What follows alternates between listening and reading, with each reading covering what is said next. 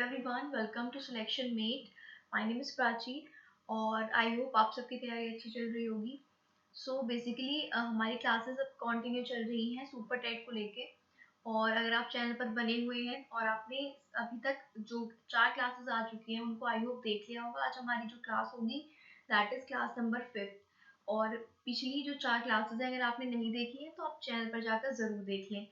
और चैनल पर नए हैं तो चैनल को सब्सक्राइब करके बेल आइकन को प्रेस कर लें, जिससे आने वाली वीडियोस की नोटिफिकेशन आपको मिलते रहे। सो गाइस, हमने अभी तक 4 लेक्चर्स डिस्कस कर लिए हैं और वो चारों डिफरेंट टॉपिक्स पर हैं। डिफरेंट टॉपिक मीन्स के जो भी टॉपिक जो भी सब्जेक्ट्स आते हैं सुपर टेट में, ठीक है, उनको हमने डिस्कस किया है। लाइक जीएस और जो भी हमारे सब्जेक्ट्स हैं उनको हमने डिस्कस किया है। Reasoning, IT, child development, psychology, इसको हमने डिस्कस किया है। और एक हमने 15 मार्क्स का कंप्लीट जीएस का पेपर भी डिस्कस किया है, तो वो भी आप चैनल पर जाकर देख सकते हैं। आज का हमारा जो टॉपिक होगा उसमें हम हिंदी की क्वेश्चन डिस्कस करेंगे और इंग्लिश की क्वेश्चंस को डिस्कस करेंगे, ठीक है। और पहली वीडियोस आपने नहीं देखी है तो आप जरूर देख लें। तो आइए आज का वीडियो हम स्टार्ट करते हैं। सो पहला क्वेश्चन हमारा हिंदी से है।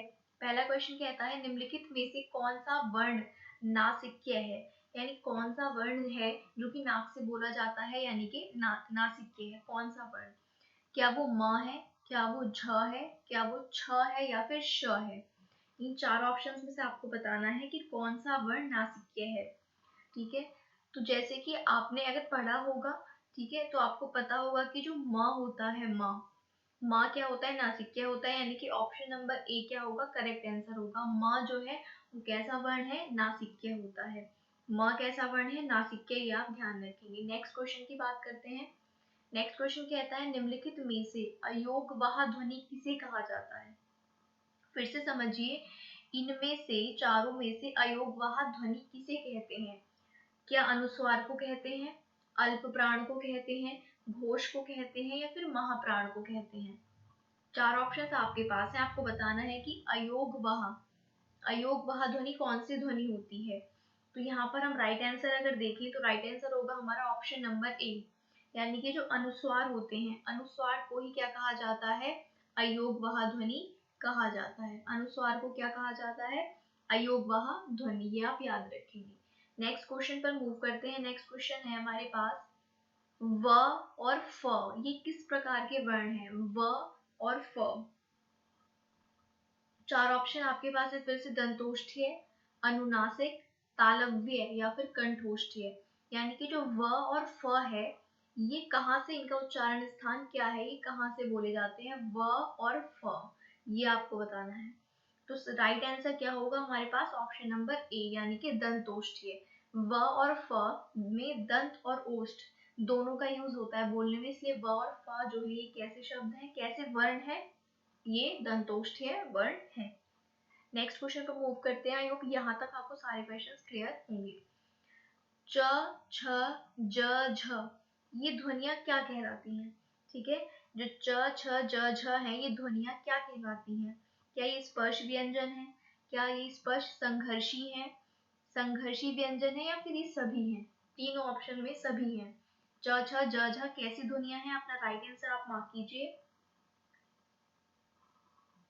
तो यहाँ पर च, छ, ज और झ ये कैसी ध्वनियां हैं? ये है स्पर्श संघर्षी। ऑप्शन नंबर बी यहाँ पर क्या होगा? करेक्ट आंसर होगा आपका। जो च, छ, ज, झ है ये स्पर्श संघर्षी व्यंजन में आते हैं। किस में आते हैं? स्पर्श संघर्षी में, तो ये आप ध्यान रखिएगा। नेक्स्ट क्वेश्चन पर मूव करते हैं। नेक्स्ट क्वेश्चन कहता है, ध्वनि किसकी लघुत्तम इकाई है? ध्वनि किसकी लघुत्तम इकाई है? ध्वनि किसकी सबसे छोटी इकाई है? ये आपसे पूछा है। अपना राइट आंसर मार्क कीजिए।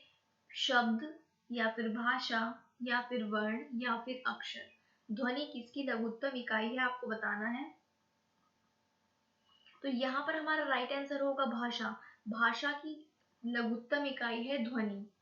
भाषा की लघुत्तम इकाई क्या है? ध्वनि है, ये आप ध्यान रखेंगे, ठीक है। भाषा की लघुत्तम इकाई क्या है? ध्वनि। किसकी लघुत्तम इकाई है या भाषा की लघुत्तम इकाई कौन है? ध्वनि। किसी तरह से भी आपसे क्वेश्चन पूछा जा सकता है। नेक्स्ट पर मूव करते हैं। नेक्स्ट कहता है, इनमें से कौन स्पर्श व्यंजन है? इनमें से कौन सा स्पर्श व्यंजन है ये आपको बताना है। कवर्ग, पवर्ग, तवर्ग या फिर ये चारों वर्ग। कवर्ग में क्या आता है क ख ग घ ङ, प में क्या आता है प फ ब भ म, त में त थ द ध न। तो ये इनमें से कौन सा वर्ग जो है स्पर्श व्यंजन है या फिर ये सभी वर्ग स्पर्श व्यंजन है ये आपको बताना है। तो यहाँ पर आपका आंसर होगा ऑप्शन नंबर 4 ये सभी, यानी कि कवर्ग, पवर्ग और तवर्ग ये तीनों किस में आते हैं स्पर्श व्यंजन में आते हैं। क प त याद रखिएगा कपत, यानी कवर्ग, पवर्ग और तवर्ग। नेक्स्ट क्वेश्चन पर मूव करते हैं। नेक्स्ट क्वेश्चन कहता है निम्न में से अल्प प्राण वर्ण कौन से हैं। एक अल्प प्राण होता है और एक होता है महाप्राण वर्ण। ठीक है, अगर आपने पढ़ा है तो आपको पता होगा डेफिनेटली। तो यहाँ पर आपसे अल्प प्राण के बारे में पूछा है कि इनमें से कौन सा अल्प प्राण है। क ग ट ठ ब भ या फिर त छ, आपसे अल्प प्राण पूछा है। तो यहाँ पर आपका राइट आंसर होगा ऑप्शन नंबर ए, यानी कि क और ग अल्प प्राण होते हैं। यानी कि जो फर्स्ट कॉलम में आएगा और जो थर्ड कॉलम में आता है वो किस में आते हैं आपके अल्प प्राण में। फर्स्ट और थर्ड कॉलम किस में आता है अल्प प्राण में, जो कि यहाँ पर किस में दिया हुआ है ऑप्शन नंबर ए में, यानी क और ग क्या है अल्प प्राण वर्ण है। नेक्स्ट क्वेश्चन पर मूव करते हैं। नेक्स्ट कहता है क कौन सा व्यंजन है। क किस प्रकार का व्यंजन है, क्या ये तालव्य है, क्या ये दंत्य है, मूर्धन्य है या फिर कंठीय है, ये आपको बताना है। क कौन सा व्यंजन है ये आपको बताना है। तो क जो है वो कंठ से उच्चारण स्थान इसका होता है, क कंठ से बोला जाता है, इसलिए क कैसा व्यंजन है कंठीय। Option 4 is the correct answer. Next पर मूव करते हैं। नेक्स्ट कहता है निम्नलिखित में से तालव्य ध्वनियां कौन सी हैं। तालव्य ध्वनियां आपसे पूछी है। ठीक है, तो क वाली तो क्या हो गई हमारी कंठ है, वो भी कंठ से बोली जाती है क वाली। अब कंठ के बाद आता है तालव्य यानी कि तालु। तो इसमें कौन से वर्ण आते हैं तालव्य ध्वनि में। तो यहाँ पर ऑप्शन नंबर 3 यानी कि च छ ज झ, ये किससे उच्चारित होते हैं, ये होते हैं तालु से यानी कि तालव्य से। तो च छ ज झ कैसे वर्ण है तालव्य वर्ण है, यानी कि तालव्य ध्वनियां हैं। ऑप्शन नंबर 3 यहाँ पर सही होगा। नेक्स्ट पर मूव करते हैं। नेक्स्ट कहता है निम्नलिखित में से कौन सा वर्ण ओष्ठ नहीं है। ओष्ठ नहीं है यानी कि 3 इनमें से ओष्ठ होंगे और एक ओष्ठ नहीं होगा, वो बताना है कौन सा नहीं है। म, प, त और अन, इनमें से कौन सा ओष्ठ नहीं है। म, प, त, न, यहाँ पर ऑप्शन नंबर आपका 4 सही होगा। जो अण है ये क्या नहीं है आपका ओष्ठ वर्ण नहीं। आई होप यहाँ तक जितने हम हिंदी के हमने 10 क्वेश्चंस डिस्कस किए हैं आपको ये अगर आपको आते हैं तो अच्छी बात है, नहीं आते हैं तो इनके आंसर आपने ध्यान से मार्क किए होंगे। नेक्स्ट अब हम बात करें इंग्लिश की क्वेश्चंस की, और हमारा फर्स्ट क्वेश्चन इंग्लिश का कहता है हर थिंकिंग लीन्स डैश डेमोक्रेसी। आराम से समझिएगा, हम यहाँ पर बात कर रहे हैं फिलिंग द ब्लैंक्स की। फिल इन द ब्लैंक्स, ठीक है। यहाँ पर आपको एक ब्लैंक मिलेगा जिसको आपको क्या करना है फिल करना है। पहला क्वेश्चन क्या है हर थिंकिंग लीन्स डैश डेमोक्रेसी, उसकी थिंकिंग किस तरफ जो उसकी जो थिंकिंग है वो डेमोक्रेसी की तरफ लीन करती है। तो की तरफ के लिए आप क्या लगाओगे, की तरफ के लिए आप हमेशा क्या यूज करते हैं towards. Option number B is the correct answer. Option number B is the correct answer, that means her thinking leans towards democracy. ठीक है, तो यहाँ पर ऑप्शन नंबर बी आपका करेक्ट आंसर होगा। नेक्स्ट की बात करते हैं। नेक्स्ट क्वेश्चन क्या कहता है second question he got too tired dash overwork, वो बहुत ज्यादा थक जाता है ओवरवर्क। तो यहाँ पर आपको ब्लैंक फिल करना है, क्या आएगा बिकॉज ऑफ ऑन या फिर फॉर। वो किसकी वजह से वो बहुत ज्यादा थक जाता है ओवरवर्क से, तो किसकी वजह से, तो वजह के लिए हम हमेशा क्या लगाते हैं बिकॉज। तो यहाँ पर ऑप्शन नंबर ए क्या होगा आपका करेक्ट आंसर होगा he got too tired because of overwork। Overwork की वजह से वो बहुत ज्यादा थक जाता है, तो वजह के लिए क्या लगाते हैं बिकॉज ऑफ, और ये वाला ऑफ लगाते हैं ओ एफ। ठीक है, आई होप ये क्वेश्चन भी आपको क्लियर होगा। अब हम बात करते हैं क्वेश्चन नंबर 3 की। थर्ड कहता है dash his principles he has to be very careful. Dash his principles he has to be very careful. ठीक है, तो यहाँ पर आपको ऑप्शन अपना सही मार्क करना है। With regard of, with regard on, with regard to या फिर नन ऑफ दीज, चार ऑप्शन आपके पास हैं। Please mark your correct answer. So guys यहाँ पर अगर हम राइट आंसर को देखें तो राइट आंसर होगा option number C, with regard to. यहाँ पर क्या आएगा, with regard to, with regard to his principles he has to be very careful. वो अपने प्रिंसिपल की वजह से बहुत क्या रहता है, केयरफुल रहता है। तो यहाँ पर क्या आपका ये आ जाएगा, with regard to, with regard to, option number C यहाँ पर आपका करेक्ट है। नेक्स्ट मूव करते हैं हम क्वेश्चन नंबर 4 की तरफ। फोर्थ कहता है building has been built dash the new plan. Building बनी है डैश द न्यू प्लान।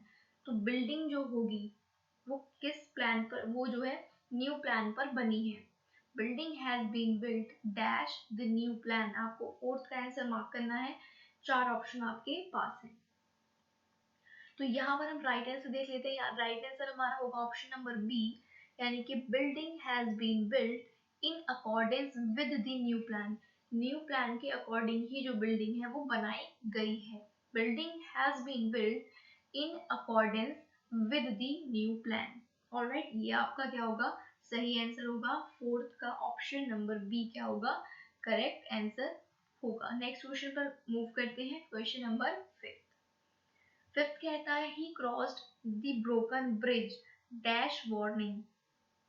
उसने ब्रोकन ब्रिज को क्रॉस कर दिया वार्निंग के बावजूद। के बावजूद के लिए यहाँ पर आपको देखना है कि क्या आप यहाँ पर पुट करेंगे। ही क्रॉस्ड द ब्रोकन ब्रिज, उसने टूटे हुए ब्रिज को क्रॉस किया डैश वार्निंग, वार्निंग के बावजूद भी। तो फिफ्थ का आपको आंसर मार्क करना है।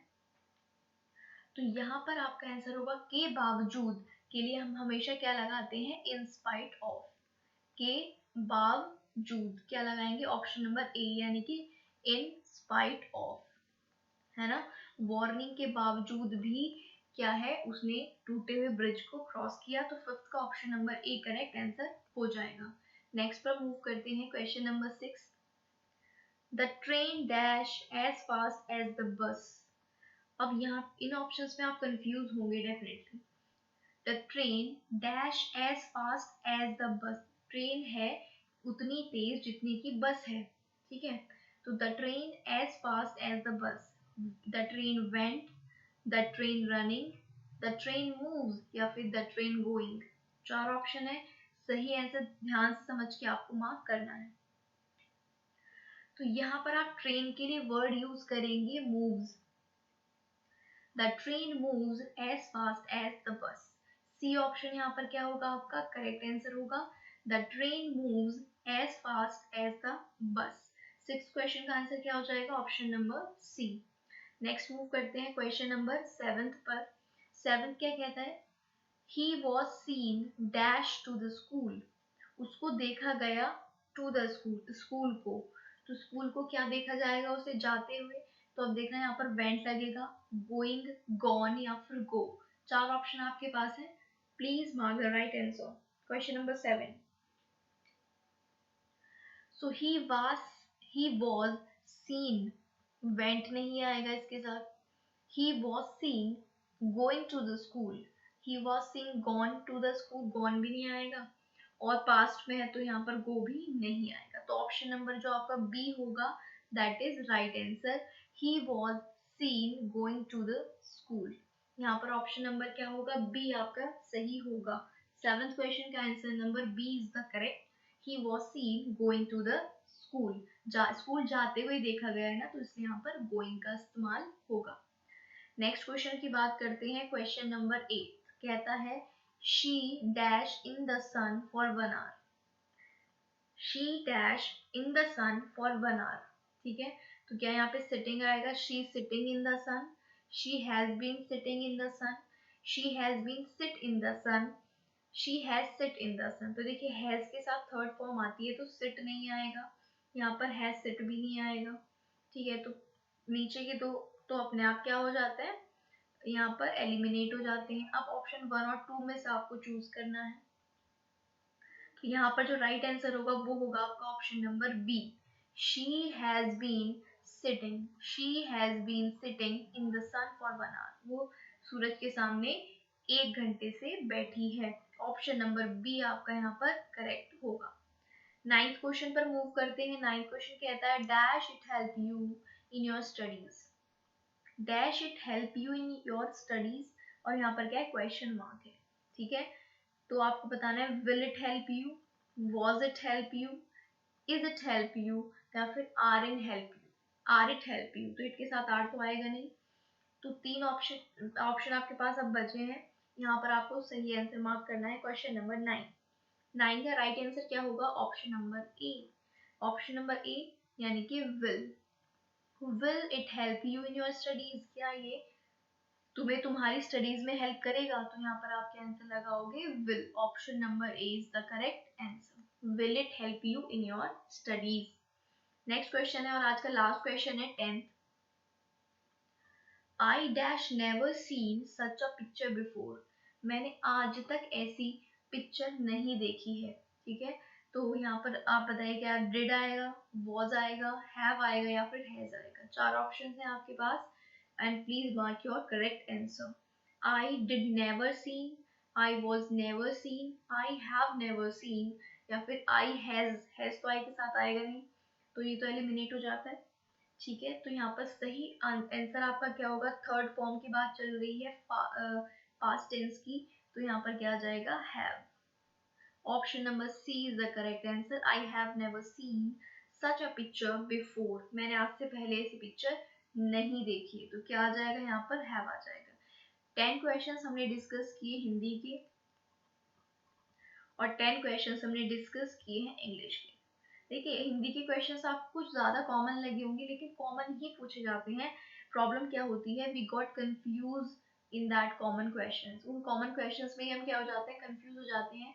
तो इसलिए हमें ज़रूरत है ज़्यादा से ज़्यादा प्रैक्टिस की। तो वो क्वेश्चन जितनी ज़्यादा बार हम अपने सामने से निकालेंगे तो उतना हमें याद रखने में क्या होती है, आसानी होती है।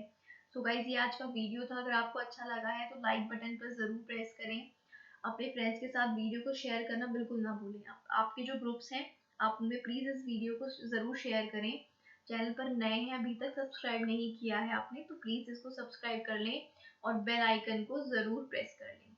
सो गाइज आई होप आपको आज का वीडियो अच्छा लगा है। Keep watching the videos. Thank you for watching.